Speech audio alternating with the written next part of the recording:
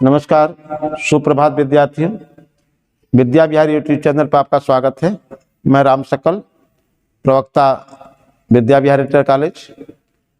आज हम लोग कक्षा 10 यूपी बोर्ड के अंतर्गत सूरदास जी को पढ़ेंगे। ये आप सूरदास जी का चित्र देख पा रहे होंगे।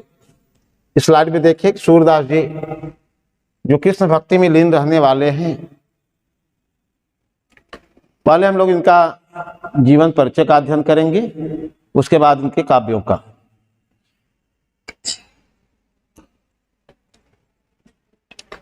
आपसे प्रश्न पूछा जाएगा परीक्षा में, सूरदास के का जीवन परिचय देते हुए उनके रचनाओं पर प्रकाश डालिए, या किसी 2 रचना या 1 रचना, 3 रचना का नाम लिखिए। 2025 में पूछे जाएंगे।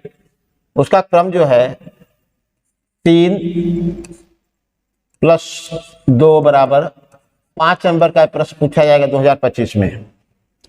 3 नंबर इनके जीवन परिचय पर और 2 नंबर इनकी रचनाओं पर। इसको आप ध्यान देंगे ताकि आने वाले आगामी परीक्षाओं में आप अच्छा कर सकें। यह आशा और उम्मीद के साथ हम लोग सूरदास के जीवन परिचय शुरू करते हैं।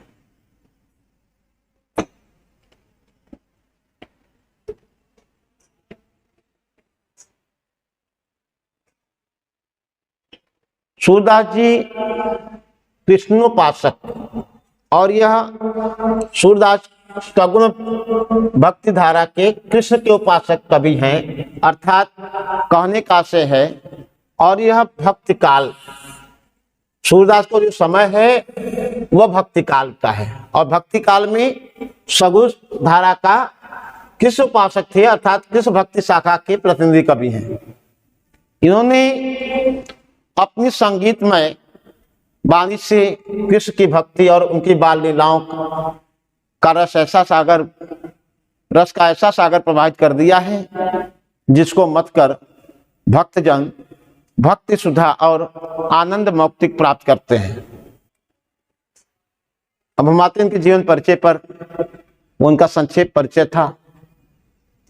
इनका जन्म, सूरदास जी का जो जन्म है 1478 ईस्वी, और अगर हम हिंदी मास के हिसाब से देखें तो वैशाख शुक्ल पंचमी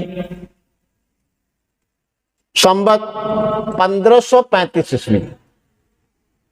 संवत सन में अंतर आपको अगर ज्ञात करना हो तो संवत से 57 घटा देते हैं। जैसे आप संवत में लिखा है 1535, अगर इसमें आप, ये आपका संवत है। संवत वर्ष जो आपका हिंदी महीना है, चैत बैसाख जेठ आषाढ़ सावन भादो कुआर कार्तिक अगहन माघ पूष और फाल्गुन, ये संवत का सन है, संवत है। और जो यह दिया गया है, यह ईस्वी सन ईसा के जन्म से लेकर जो कैलेंडर चलता है वह दिया गया है। इसका समय बताया गया 1478। अगर इसमें आप माइनस करेंगे तो आप पाएंगे कि इन दोनों में अंतर जो है वो केवल 57 साल का है। ईस्वी सन है, अंतर आप देख पाएंगे 1535 - 57।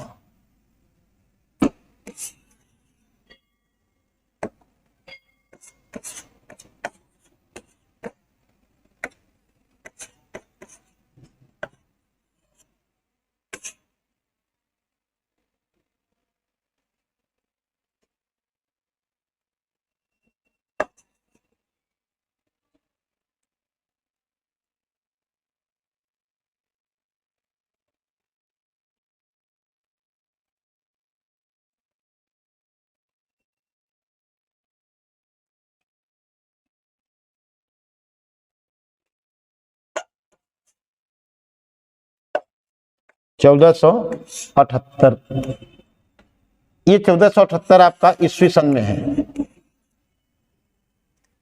और इनका जन्म जो है 1478 को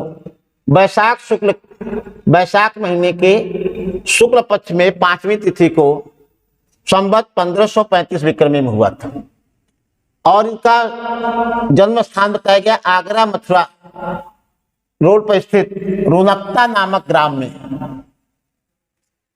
और कुछ विद्वान इनका जन्म जो है दिल्ली के निकट सीही ग्राम में मानते हैं, क्योंकि और यह जन्म स्थान मानते हैं। और एक इनके बारे में कहा जाए यह जन्मांध थे, जन्म से अंधे थे।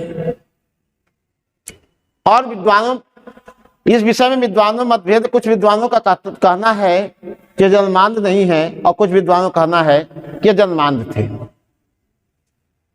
उनका तर्क यह है कि इन्होंने कृष्ण की बाल लीलाओं का जैसा मानव स्वभाव और प्रकृति का जैसा वर्णन किया है वह आंखों के देखे बिना, जो आंखों के देखे बिना, प्रत्यक्ष देखे बिना इसका वर्णन संभव नहीं है। यदि आप जन्मांध होते तो शायद ये न बता पाते। इन्होंने आत्मग्लानिवश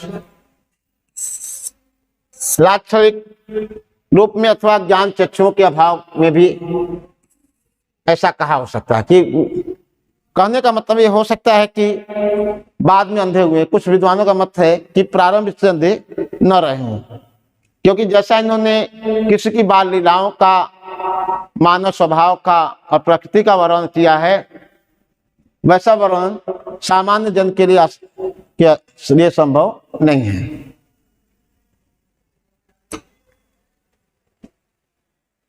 और सूरदास जी बचपन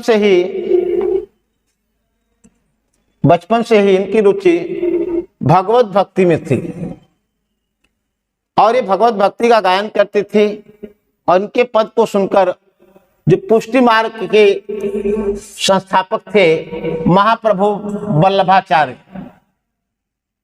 इन्हें अपना शिष्य बना लिया। अर्थात हम कह सकते हैं कि वल्लभाचार्य जो है सूरदास जी के गुरु हैं। श्री विठलनाथ वल्लभाचार्य के पुत्र, जो वल्लभाचार्य के गुरु हैं, इनके पुत्र थे विठलनाथ।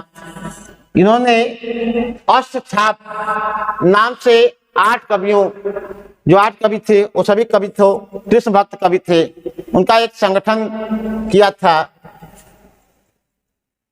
और सूरदास इस संगठन में, इस अष्टछाप कवियों में सर्वश्रेष्ठ कवि थे।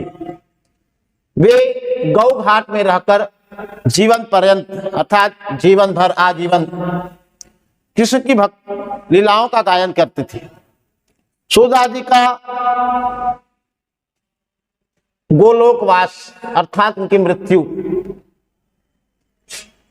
1583 ईस्वी और संवत में देखें तो 1640 विक्रमी में हुआ था। और वह स्थान जहां उनका निधन हुआ वह स्थान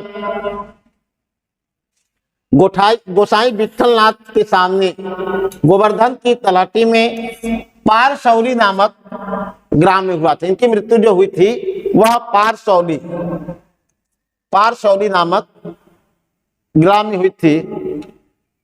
और उनके बारे में कहा जाता है खंजन नयन रूपरस माते पद का गान करते हुए, यह पद गाते हुए, खंजन नयन रूप रस माते, इस पद का गान करते हुए ये अपने भौतिक शरीर को त्याग दिए। और इनकी जो सूरदास की जो कृतियां हैं वह 3 कृतियां हैं। उसमें पहली कृति है सूरसागर, दूसरी सूरसारावली, तीसरी साहित्य लहरी। इनकी रचना सूरसागर जो है वह सबसे प्रमाणित रचना मानी जाती है विद्वानों द्वारा। और इसमें 1107 पद हैं और सारे पद गेय पद हैं, गाने योग्य पद हैं। और इसमें सूरसागर का सारा सार भाग है। और सूरसारावली में और कुल 118 पद हैं। और सारे पद जो हैं ये दृश्यकूट पद हैं। और साहित्य लहरी में भी कुछ इनके पद हैं। इनके विषय में कहा गया है कि भक्त कवि सूरदास जी का स्थान हिंदी साहित्य आकाश में, हिंदी के साहित्य के आकाश में सूर्य के समान है।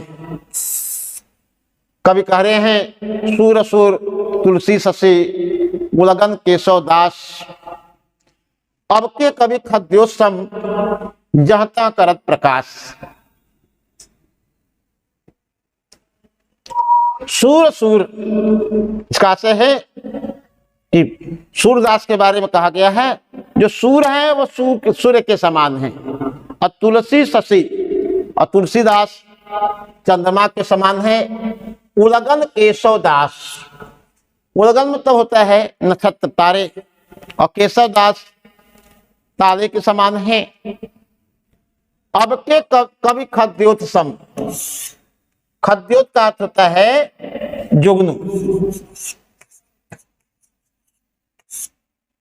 अब के कवि खद्योत्सम जहता करत प्रकाश, और आज के जो कवि हैं वह जुगनुओं के समान हैं। जैसे जुगनू रात में जहां तहां प्रकाश करता है, वैसे आज के कवियों का प्रकाश जहां तहां होता है। लेकिन सूर्य को यहाँ सूर्य के समान बताया गया है, तुलसी को चंद्रमा के समान, और केशव दास जी को तारों के समान बताया गया है। और आज के कवि खद्योत्सम अर्थात जुगनुओं के समान हैं, जो जहां तहां प्रकाशी कर पाते हैं। अब हम लोग इनके जीवन वृत्त के बाद काव्यों की ओर चलेंगे। इसमें आप दो काव्य देख पा रहे हैं। पहला काव्य चरण कमल बंदो हरिराई,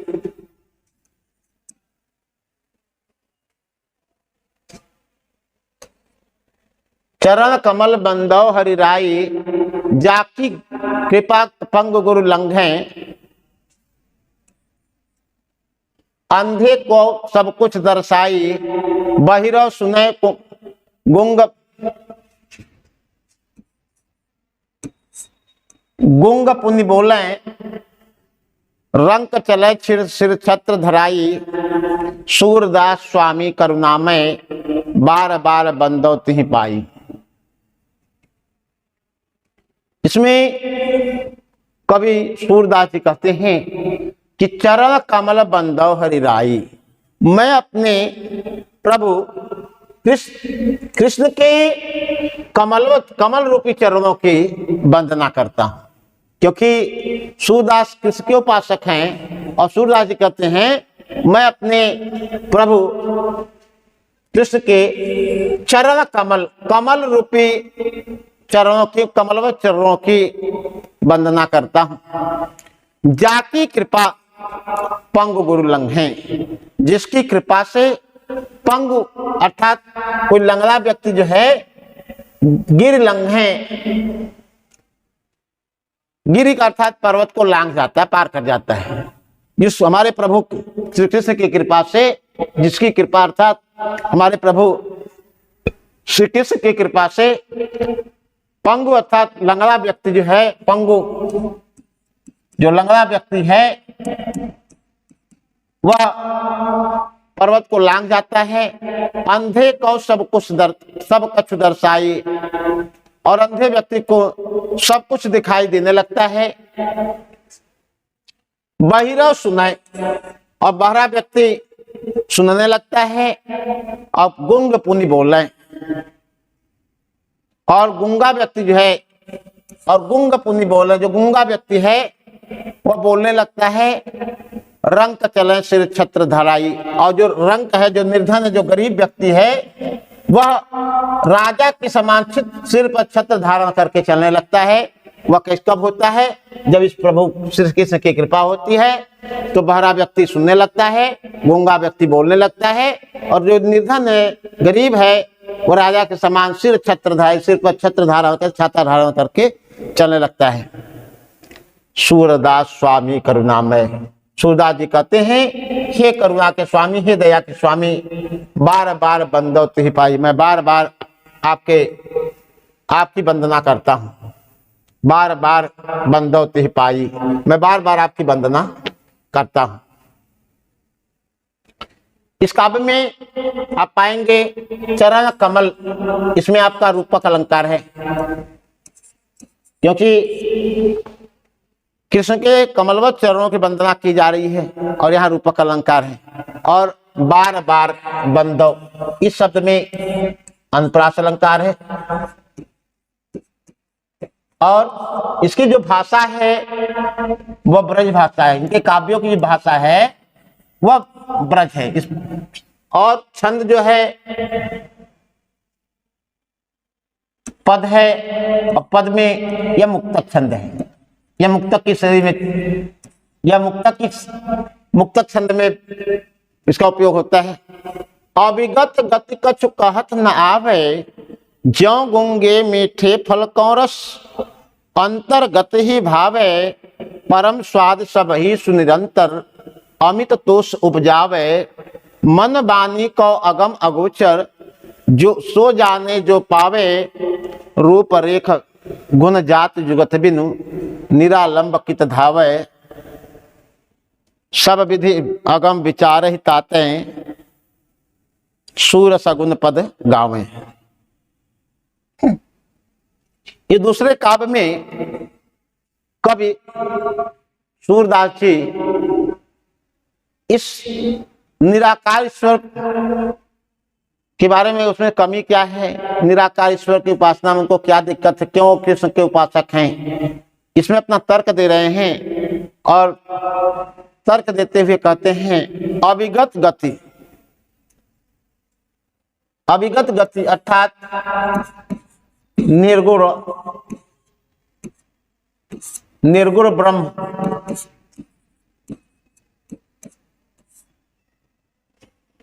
निर्गुण ब्रह्म।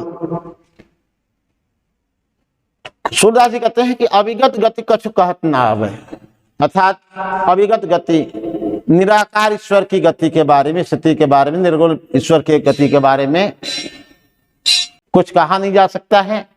अविगत गति कछु कहत ना आवे, निराकार ईश्वर की गति के बारे में कुछ कहा नहीं जा सकता है। ज्यों गूंगे मीठे फल को रस, अंतर्गत ही भावे। जैसे कोई गूंगा व्यक्ति हो और उसे मीठा फल दे दिया जाए तो अंदर से अपने वो जान लेगा उसके बारे में, लेकिन उसके बारे में व्यक्त नहीं कर पाएगा। गूंगा व्यक्ति मीठे फल के बारे में जान लेगा, और इसी प्रकार कोई जो निराकार ईश्वर के बारे में जान तो सकता है लेकिन उसके बारे में व्यक्त नहीं कर सकता है। परम स्वाद सब ही सुनिरंतर अमित तोष उपजावे, उस परम स्वाद को प्राप्त करके अंदर से संतुष्ट हो जाएगा लेकिन उसको व्यक्त नहीं कर पाएगा। मन बानी को अगम अगोचर, सो जाने जो पावे। कभी सूरदास जी कह रहे हैं कि निराकार ईश्वर जो है मन बानी को अगम अगोचर, निराकार ईश्वर मन और वाणी से अगम अगोचर है। न तो अगम मतलब जहां मन के द्वारा और वाणी के द्वारा जाया नहीं जा सकता, अर्थात न तो मन से वहां पहुंचा जा सकता है, न तो वाणी के द्वारा उनका वर्णन किया जा सकता। मन वाणी को अगम अगोचर, अगम अगोचर, मन वाणी के द्वारा से देखा और जाना नहीं जा सकता है। और जो सो जाने जो पावे, उसे जो जान लेता है वही प्राप्त कर पाता है, लेकिन दूसरे को व्यक्त नहीं कर पाता है। रूप रेख गुण जाति जुगत बिनु, निरालंब कित धावे।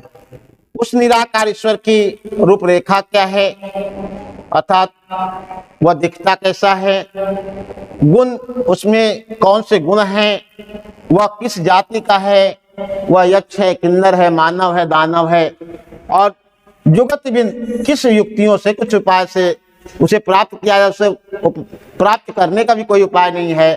तो निरालंब कित धावे, मैं बिना निरालंब, निहदन आलंब, निरालंब अर्थात बिना सहारे के वैसे कहाँ खोजता दौड़ता फिरूं, सब विधि अगम विचार ही ताते, सूर सगुन पद गावे। सभी विधियों से, सभी प्रकार से विचार करने के बाद मैं सूरदास, मुझे एहसास हुआ कि मैं उस निराकार निर्गुण परमात्मा तक, निर्गुण परब्रह्म तक पहुंच नहीं सकता हूं, इसलिए मैं सूरदास सगुण पद गावे, सगुण ईश्वर श्री कृष्ण के पद को गाता हूं। तो अभिगत गति कुछ कछु कहत ना आवत। पहले में आप देखे थे यहाँ रस, तो आपका रस जो था वह भक्ति रस था, और दूसरे में भक्ति रस के साथ शांत रस भी है।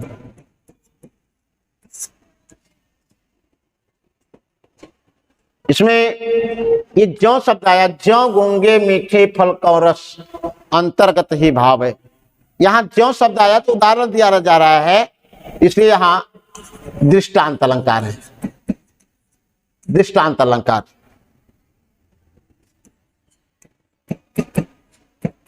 यहां इस लाइन में दृष्टांत अलंकार है। और सूर्य सगुन श्रवण की आवृत्ति है।